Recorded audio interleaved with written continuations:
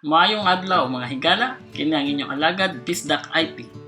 Modalit kaninyo og mga video tutorial tungod sa IT or information technology. Lakip na ini ang computer, internet, ug uban pang bag-ong teknolohiya. Hello again mga kabisdak na to di ang mga higala. Atong niaging tutorial atong ipakita ninyo kung saan paggamit sa Raspberry Pi para makabuhatag atong budget friendly na online setup para po makatabang ta sa mga ginikanan sa ilang mga anak maka-attend og online class o online learning. So karong panahon karong tutorial atong ipakita po kung saan paggamit sa Raspberry Pi na makatawag or video call ang mga bata sa ilang mga maestro or maestra para sa ilang online class o online learning ng mga subject. Kini gamit gyapon ng Raspberry Pi o ang webcam o ang internet. So dili nato tugayon natin ipakita ang saan paggamit sa Raspberry Pi o Zoom gamit ang program na Zoom o ang program nga Google Meet. Kini karon ang mga program o mga software na kasagaran gigamit sa video call or online classes or online learning. So atong sugdan mga higala. Welcome again mga higala nga bisdak. Mo ni atong tutorial karon. Atong setup mo na gyapon natay Raspberry Pi diri. Natay keyboard, natay mouse, and then karon atong gi-add ang atong webcam. And then atong monitor. Sa atong niaging tutorial isgot taon saan paggamit sa Raspberry Pi para maka-attend og Google Classroom atong mga anak, inyong mga anak para sa ilang online classes o online learning. So karon ato nang to ipadayon apan atong hisgutan unsaon nila pag gamit sa Raspberry Pi nato nga setup para makatawag ta or makabuhat sila og online video calls or online classes or online video conferencing sa ilang maestra o sa ilang mga classmate. So ang atong buhaton karon lang is open lang ta sa Google Classroom lang gihapon, Google Classroom. And then gikan sa Google Classroom pananglitan ang maestro or maestra mohatag sa ila og link para sa ilahang video conference room sama sa Google Meet or sa Zoom.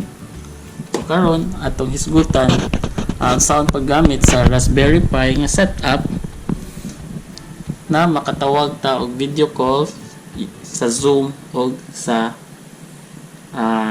Google Meet. So atong sugdan unahon nato sa Zoom kay kining Zoom dali naman so pananglitan nagihatag si sir o ma'am aning link sa Zoom ato lang ni i-click gikan sa Google Classroom mo-open na siya bag-ong tab sa atong browser.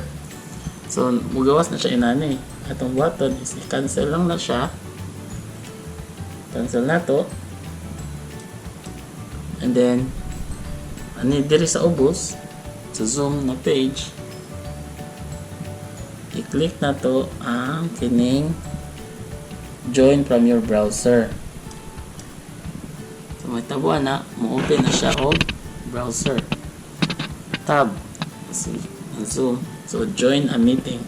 So ang gibuhat ni sir gipangalan niya Bisdak IT, so join lang ta. So see, easy ra inana ra kasayon mag-join na ta. So maghuwat ta nga i-accept ni sir diri sa atong computer. Okay, so i-accept ni sir diri admit. So nakasuod na ta. So see na ang icon ni sir and kita nakasuod na punta sa Zoom ni sir. Sa atong button is i-click na ta atong audio diri join audio by computer. And then click na to ay video dire sa ubos. So tabuan makita na ni sir atong video diha, atong video dire.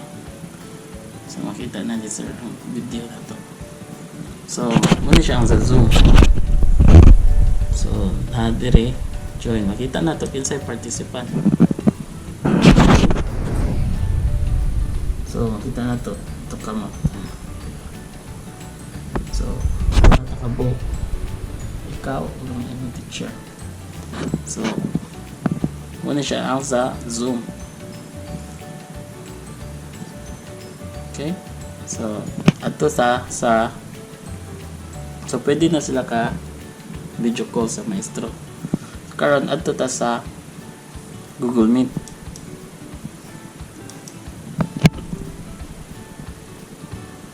Sa pananglitan, balik ta dito sa classroom. Tagaan ta ni Sir og Meet nga link. Ato lang na i-click.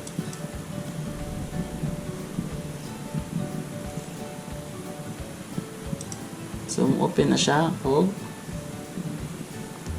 Google Meet. See? Set natin camera. Join lang ta.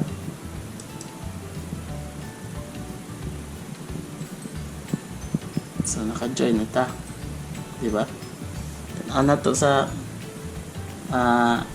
Meet ni sir. Na ta dire. Okay?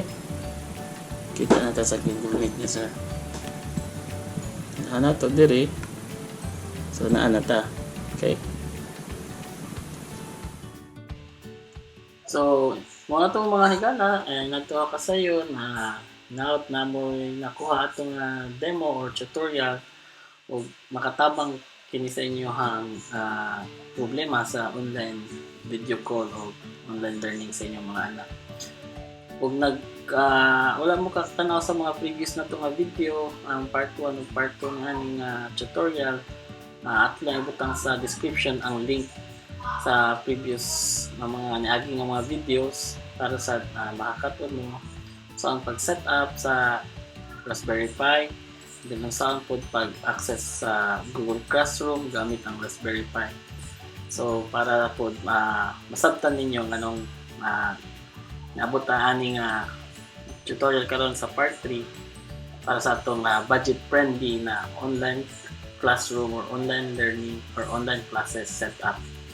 So maulan to niya, daghang salamat. Kung to dahil mga higala, palihog na lang subscribe if na may naganahan sa atong mga videos, and palihog na lang po pindot sa atong notification bell para ma-update mo sa mga bagong videos puhon na umaabot. Daghang salamat o ayo-ayo sa pag-amping. Kini inyong alagad, Bisdak IT Tutorial.